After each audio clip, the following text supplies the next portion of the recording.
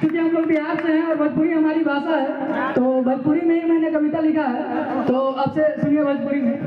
मैंने digital media अइला के बाद में जो बस बिहार के जो मैंने रूप बा ओकरा को ऐसे दिखाया जाता कि सब केहू मैंने जेब में कांटा लेकर घूमत हो टाइप के, जहाँ देखी वहाँ रंगबाजी, जहाँ देखी वहाँ रंगदारी। तो यही पे कविता बा कि हाथ वाइब्रेट कर रहा है। अपन महान संस्कृति दिखाएंगे छठ के त्योहार में कि भैया आइए ना हमरा बिहार में। क्या बात। रउआ लागत होई कि राज लिप्त बा, कि रउआ लागत होई कि राज लिप्त बा गुंडई या भ्रष्टाचार में। यहाँ आए तो खुद के भुला जाए यहाँ के लोगन के प्यार में। भैया आइए ना हमरा बिहार में। क्या बात, जोरदार, क्या बात, वाह। कि देश के आत्मा दिखी रहुआ, देश के आत्मा दिखी रहुआ यहाँ के गांव जवार में। आ यहाँ के लोग बड़ी प्यार से रहेला, केहू ना ठोकी काटा रहुआ कपार में। भैया आइए ना हमरा बिहार में। क्या बात है।